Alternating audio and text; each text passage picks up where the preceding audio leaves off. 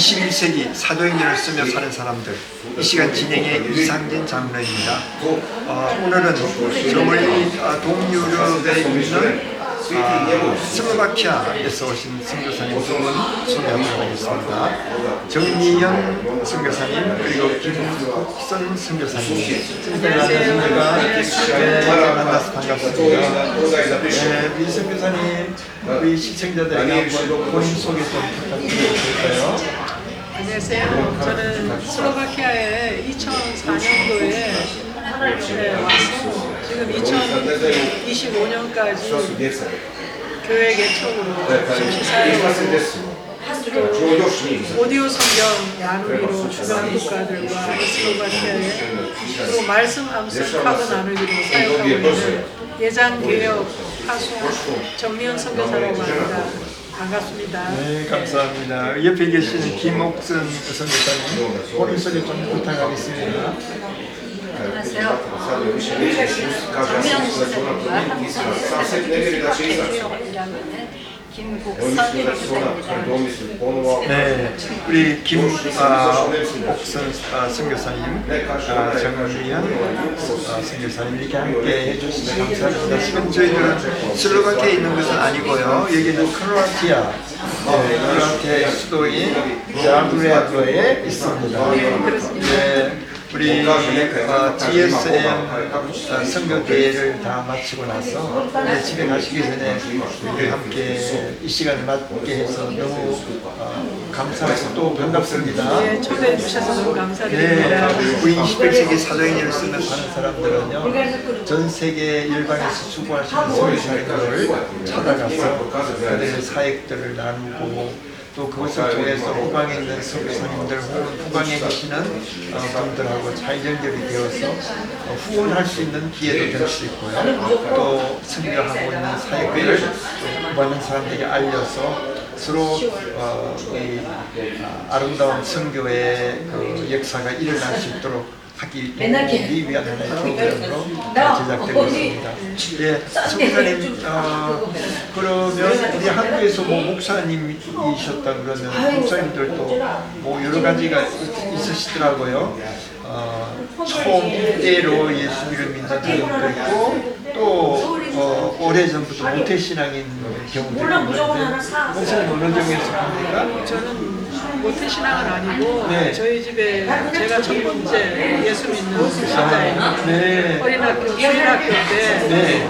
이제 주일학교 학생들을 교회에서 모았는데 천막교회에서 모았는데 네.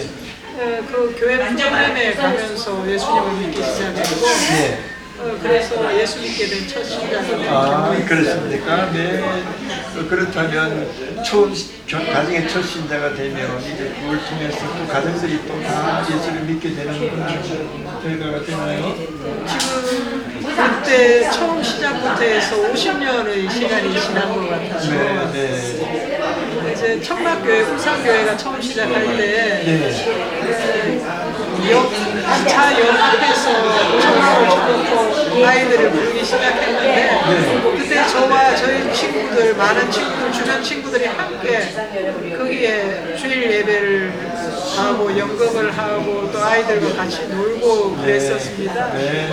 그런데 부모님들은 불교적인 성향을 많이 띠고 계셨고 또 불교적인 성향을 띠고 울산 지역이 복음 전파가 늦어요.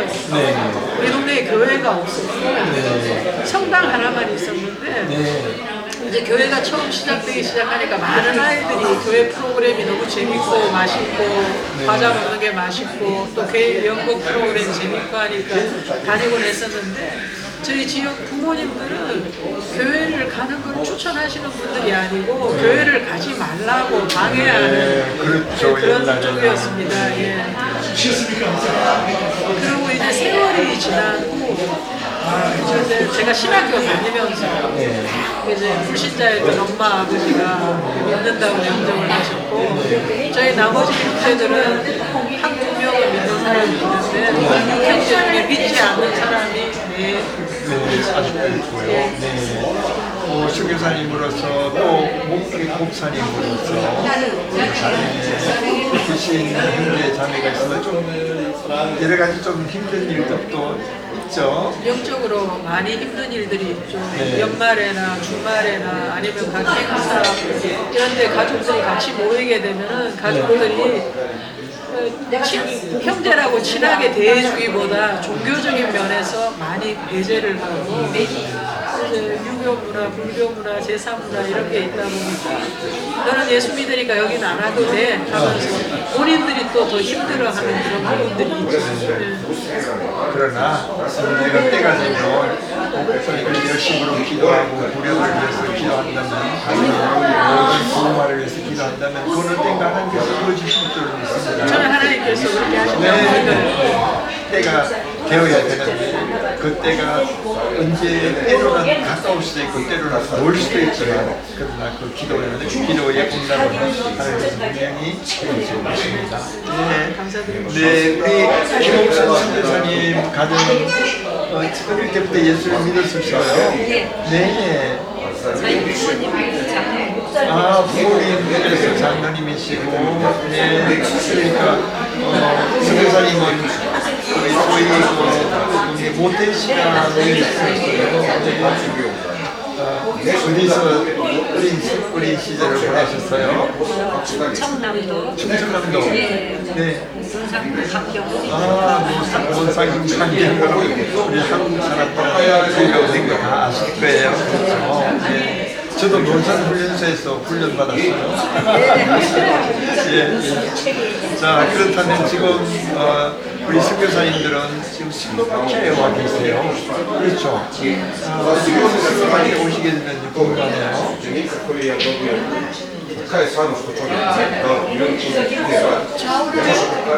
90년대 98년도부터 네. 동유럽 선교를 위해서 기도를 했었습니다. 아, 그렇습니까? 네. 우리 목요일날 기도하는 선교를 위해 기도하는 기도 모임이 있었는데 많은 분들이 와서 함께 기도하고 또 예언도 하고 그러던 중에 네.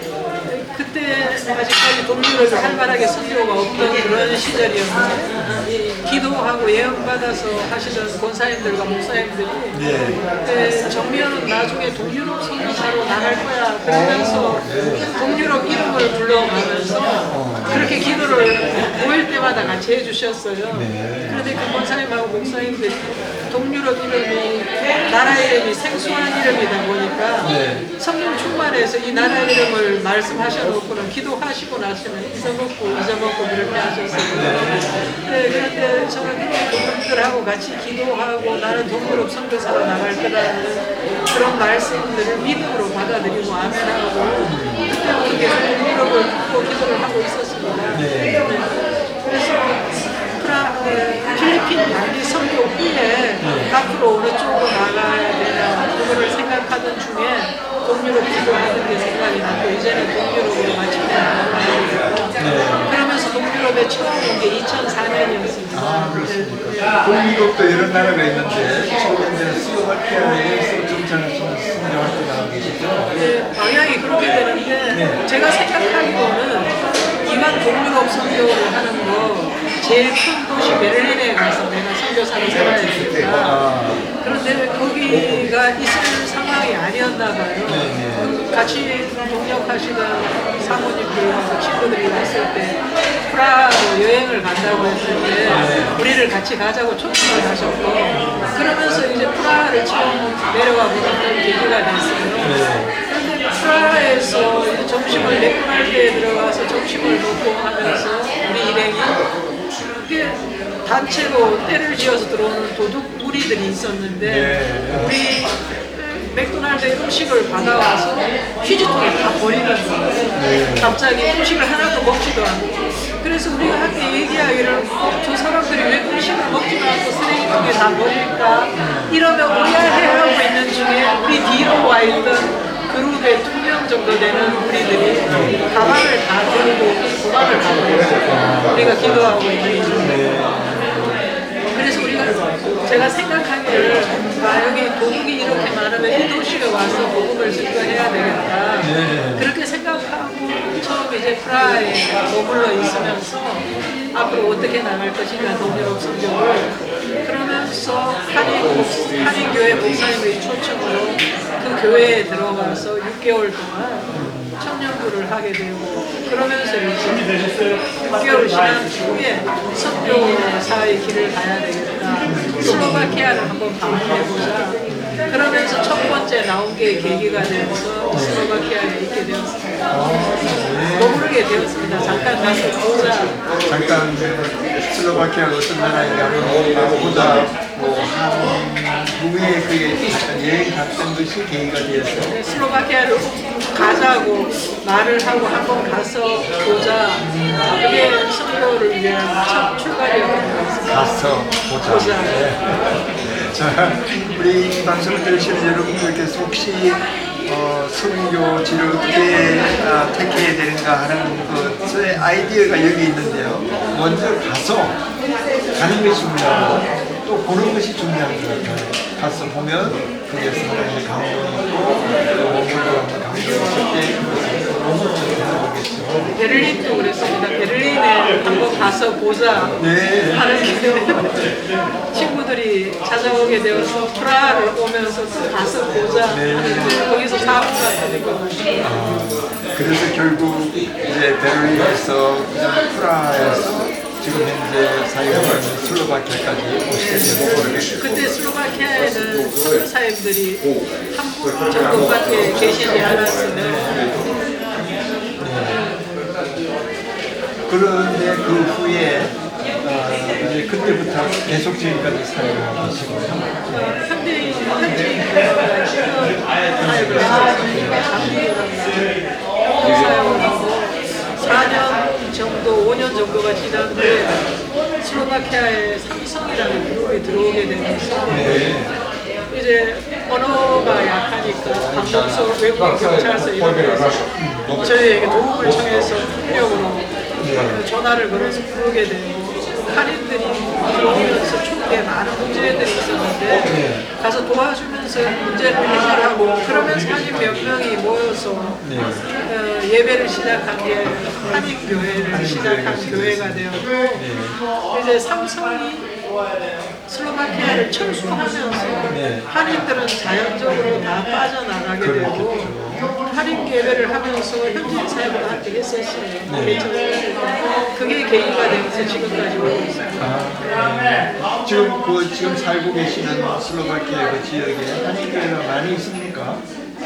저희 있는 지역에는 한인교회가 없고요. 저희가 살고 있는 도시에서 150km 떨어진 자리에 현대 기아 자동차 공장이 있습니다. 그래서 그 지역에는 한인들이 많이 있어요. 많이 있고 거기에는 또 한인교회가 있고 우리가 이 지역에는 한인교회가 없고 이제 한인들과 함께 현지인 교회를 지금 목표하시고 계십니다. 우리 김복순 선교사님께서는 언제 들어오셨나요? 같이 필리핀에서 만나가지고 필리핀에서 만나가지고 그 후에 계속 같이 오셨어요. 그게 그러니까 베를린 가시고 그 다음에 또 프라하도 가시고 그 다음에 또 이제 슬로바키아 오시니까 슬로바키아 그러니까 목사님 장미현 목사님과 함께 계속 다니셨구만요. 네. 아주 뒤에 든든한 기도에 우리 선교사님이 계시니까 우리 정미연 선교사님께서는 아주 든든하시겠어요. 기도해 주시는 분이시죠. 네. 함께 기도하면서. 네. 자, 그렇다면 현재 그곳에서 하시고 있는 메이저 하는 사역자를 잠깐 말씀하셨는데 조금 구체적으로 말씀해 주시겠습니까? 네, 교회 하시고 계시는 사역들. 팬데믹 전에는 교회 예배 중심으로 계속 했고요. 팬데믹 이후에는 우리 성도들이 이제 나이들이 많은 사람들이 많았어요. 팬데믹을 지나면서 많은 사람들이 앓고 있었고 그래서 그 사람들이 죽은 사람들도 있고 감옥에 간 사람들, 제가 지금 나이가 여기서 20년 사역을 하다 보니까 나이가 57살이에요. 네. 근데 현지 중에서는 57살이면 네. 할머니, 할아버지에 속하는 그런 그렇습니까? 연령층에 속합니다. 네, 네. 그래서 저보다 나이가 많은 사람이 별로 없고 네. 우리 김복수 선교사님하고 연령이 비슷한 분이 또 몇 명 계신데 네, 네. 그분들은 또 이렇게 또 계속 오시고 계시고 그래서 팬데믹 이후로는 오디오 성경을 집중적으로 만들어서 팬데믹 때 성경을 좀 읽으라고 열심히 이렇게 전화를 하고 성경책을 이렇게 나누고 그래서 사람들이 성경책을 읽지를 않더라고요. 네. 신앙도 멀어지고 성경책도 읽지도 않고 그래서 어떻게 하면 성경을 좀 사람들이 읽을 수 있을까 말씀을 전할 수 있을까 이렇게 생각하는 중에 네. 오디오 성경을 만들어야 되겠다. 네. 그래서 슬로바키아 오디오 성경을 만들었어요. 신약 구약으로 해서 네.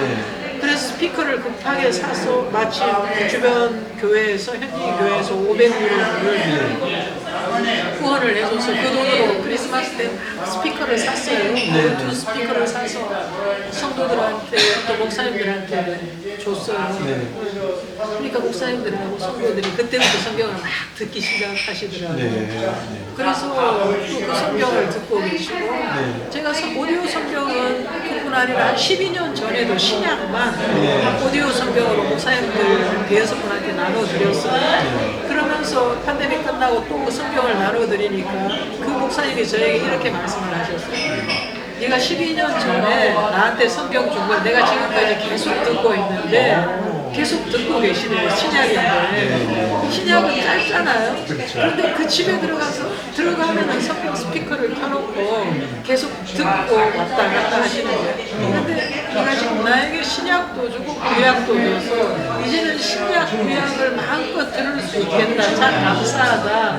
그렇게 말씀을 하시더라고요. 목사님이 성경 들으면 좋은 것이잖아요. 물론이죠. 근데 목사님이 그 성경을 듣기를 좋아하시니까 또 성도들도 권사님, 장로님들 믿음이 있으신 분들은 읽어라 들어라 하지 않아도 그 스피커를 가지기 시작하면 그냥 정원에 나가서도 듣고 집안에서도 설거지할 때도 듣고 그게 한 분이 한 번도 제대로 성경을 지금까지 읽어보지도 않고 그랬던 분들이 또 구약도 읽어보지 않아서 그 이름들을 잘 몰랐어요.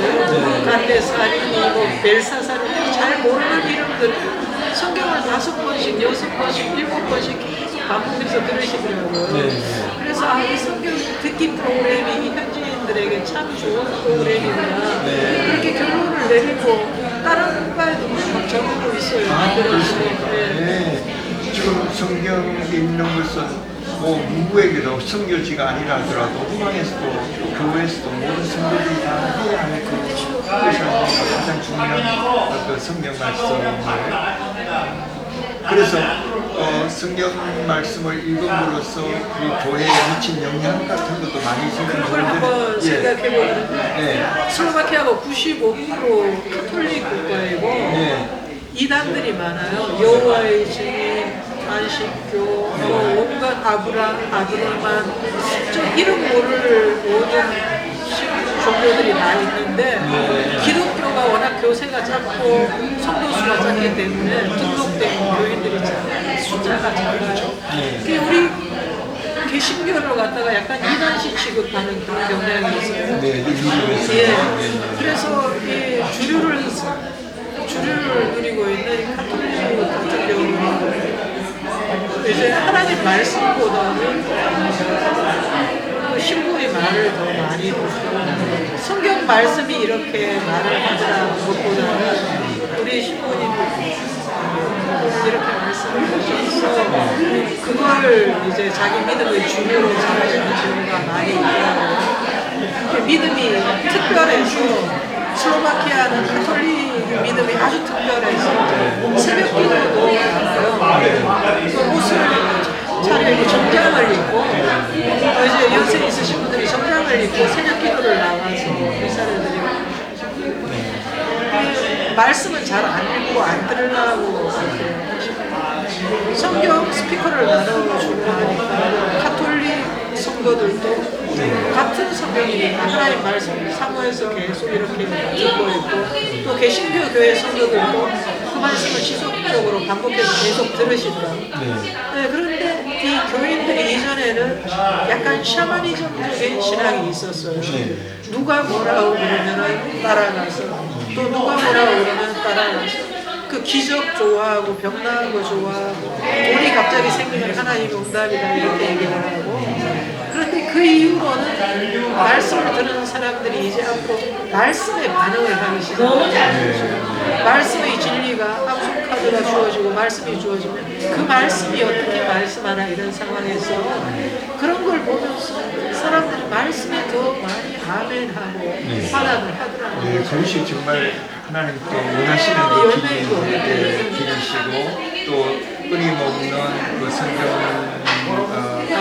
암송과 함께 성경 읽기를 보급함으로써 그 사람들이 지혜가 영적인 지혜도 깨어날 뿐만 아니라 성경의 지식도 상당히 많이 키우게 되는 것 같아요. 영적으로 깨끗해진 것 같아요. 네. 다른 군소리도 없이 믿음적으로 이상한 말도 하지 않고 이단들은 이상한 사상, 이상한 논리로 사람들을 유혹하잖아요. 그렇죠. 그런데 그런 걸 하지 않고 성경 말씀을 그냥 딱 모아서 아멘하고 끝나더라는 거죠. 와, 그러니까 자그마한 성경 읽기 그 프로그램을 통해 가지고 상당히 그 지역에 큰 아주 선한 영향을 미치는 복음의 선한 영향을 미치는 상황 같아요.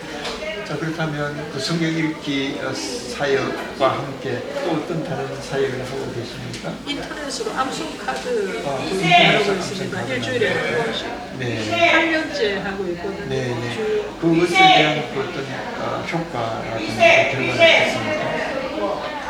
우리가 가까이 만나면서 복음을 전하거나 하나님 말씀을 전할 때는 제한적인 게 아니고 만나야만 되고 만남이 잘 형성되지 않을 때도 있고 또 감정적인 터울이 있어서 못 볼 때도 있고 보기 싫을 때도 있고 이런데 인터넷 메신저를 통해서 계속 주는 거는 내가 보기 싫든 보기 좋든 그 말씀을 계속적으로 받는 거예요. 네, 그렇죠. 그 말씀을 듣고 나를 별로 마음에 들어 하지 않던 사람들도 하나님 말씀에 대해서 아멘으로 반응을 하고 또 암송을 하고 있고 어떤 사람은 그 말씀이 좋다고 한 번도 좋아요를 누르지 않는 사람들이 너무 많이 있어요. 네. 그래서 나중에 교회를 가보면은 오히려 말씀 좋다고 아멘하고 좋아요, 구독, 하트, 뭐 손가락 표시 이런 거 나눠놓은 사람은 네. 그 말씀을 잘 못 외우는 경우가 많이 있어요. 네. 그런데 많은 말씀을 좋아요, 반응도 하지 않던 사람들이 네. 오히려 나를 대적하고 그런 사람들도 그 말씀을 다 외우고 있는 거예요. 네. 그러니까 표현을 하지 않는다 하더라도 그 말씀이 본인에게 닥쳐왔을 때 그 말씀을 실제로 이렇게 프랙티스하고 실천하는 그런 사람. 그렇죠. 말씀을 암기를 하고 있다는 거죠, 성도들이. 말씀 암기하는 것이 굉장히 중요한 것 같아요. 네. 특별히 어떤 특별한 위기가 당했을 때 성경도 읽을 수 없고 할 때 내가 암기했던 그 암기한 그 말씀이 그 상황에 따라서 이렇게 하나님 풀어주실 때 또 상기가 되고 그 능력이 될 경우가 많죠. 이런 여러 가지 그런 사역을 하시면서 특별히 어떻게 느꼈던 점들, 특별히 잊지 못할 추억의 그런 얘기를 좀 나눌 수 있나요? 사역을 하면서 아주 이전에는 네. 우리가 가난한 사람들하고 아이들만 교회에 계속 왔어요. 네. 왜냐하면 우리가 먹을 걸 주고 점심을 주일날 같이 이제 해서 같이 나누고 하니까 배고픈 사람들도 많이 오고 아이들도 많이 오고 그렇게 했는데 이제 그 세대들이 네. 다 지나버리고 그때 주일학교 나오던 아이들이 이미 이제 부모님이 되어서 그렇죠. 세월은 참 빠르죠. 그 아이들이 부모님 나이가 되어서 자기 자식을 한 명이나 두 명씩 이렇게 안고 같이 교회에 다시 나오는 그런 네. 상황이 된 것이죠. 그런데 우리가 선교를 하면서 기도를 한 부분이 하나님 이 나라가 너무 가난해서 먹을 게 없고 일자리가 없어서 돈을 벌 수도 없고 돈이 없어서 이게 월세를 내고 나면 어떻게 살아야 될지 금방 일주일 만에 막막한 상황이 되는데 이 사람들의 필요를 좀 공급해 주시고 일자리도 있게 하시고 근데 하나님께서 다 들어주셨더라고요. 그런데 중요한 거는 먹고 마시고 다 하고 갔는데 돈이 생기니까 믿음에 약해지는 거죠.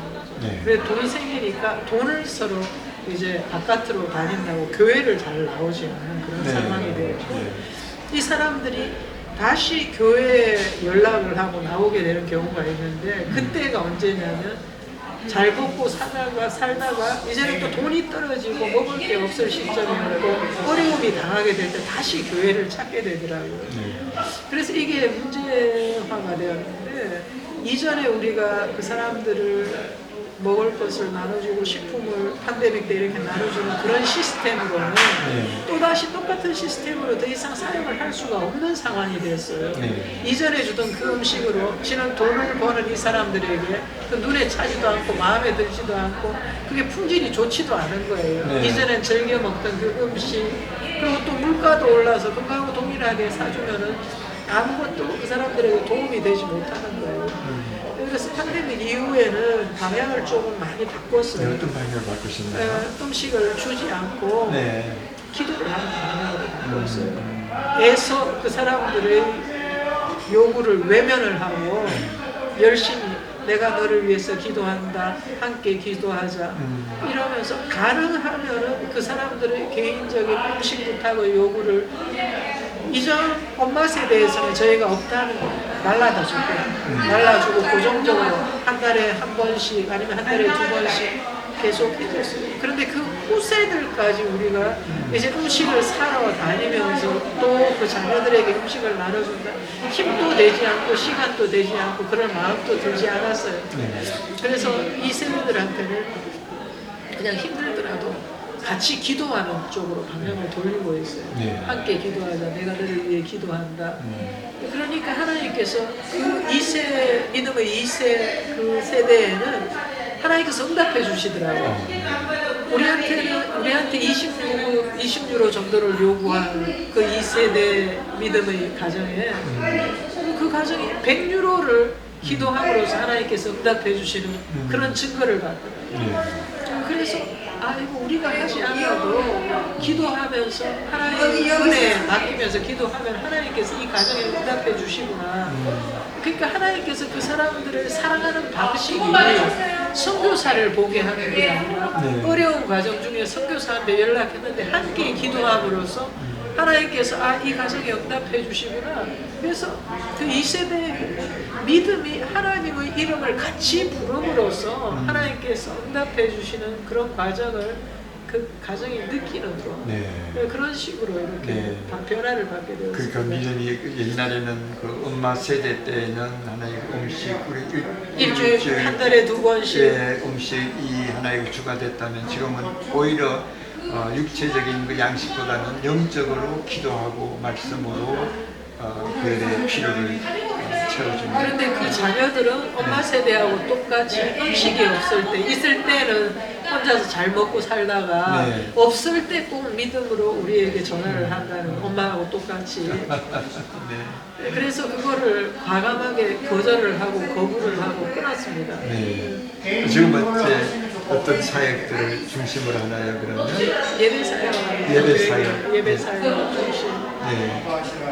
그렇죠. 우리 하나님께 예배드리는 그만큼 하나님이 기뻐하시는 것이 없으니까 그들에게도 이제 세대가 지나감에 따라서 그들에게 더 영적으로 더 먹여줄 것 같으면 그 다음 세대들이 또 그만큼 복을 누리면서 영적, 육적 복을 누리면서 함께 살아가지 공존하면서 살아가지 않을까 그렇게 생각이 되네요. 제가 생각하기에는 그런 부분이 있어요. 선교사가 처음 그 지역을 가서 선교를 시작할 때 첫 시작을 잘해야 되겠다 그런 게 있습니다.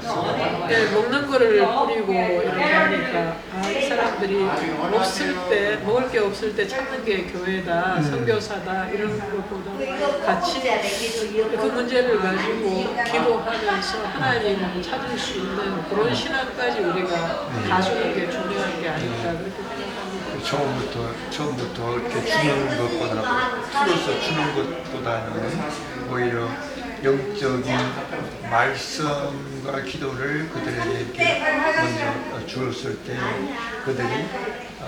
그들의 삶이 정말 올바른 삶이 이루어지지 않을까 싶은데 사실 너무너무 힘들 때는 말씀도 중요하지만 또 먹는 것도 중요한 것은 사실이죠. 네, 그런 의미에서 우리 선교사님이 그 현장의 모든 것을 잘 파악을 해서 방향을 파악을 해서 어떻게 처신하는가 하는 것은 선교사님들의 연구하고 또 실행의 목 같아요. 예, 그런 게 결론이 대충 나오는 거죠. 네. 자, 그러면 지금까지 하시면서 뭐 여러 가지 어려운 점들도 있었을 것 같은데 혹시 어려운 점 중에서 기억나는 것이 있나요? 그래서 가난한 사람들, 이제 병든 사람들이 많이 오게 되면은 함께 기도하게 되면은 네.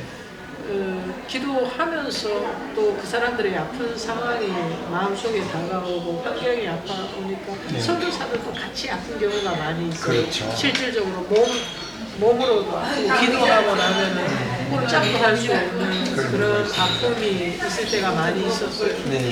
어떤 분들은 한 번 기도하고 두 번 기도하고 나면 제가 24시간을 아니면 36시간 꼼짝도 못하고 그냥 침대에서 일어날 수 없는 상황. 그만큼 그분들의 영적 상황이 살아온 생애가 힘들었다는 그렇죠. 그런 이유가 되는 그러니까 기도받는 사람들을 향한 기도하는 사람의 정말 온갖 최선을 다하는 정성과 또 하나님의 인도하신 가운데서 그 일들이 해결되지만 기도해 주는 사람들도 너무 힘들고 참 힘들고 수고를 하시는 것이죠. 특히 목회자의 마음을 가지고 성도들을 대할 때 그렇지 않을까 싶습니다. 제 마음은 아닌데 그런 상황은 아닌데 하나님께서 기도를 하게 하셨고 인도하셨기 때문에 저는 그분들을 위해서 기도하는 건데 그분들은 더 좋아지죠. 네. 왜냐하면 선교사가 와서 같이 기도 하나님께서 사랑하신다는 증거를 보여주니까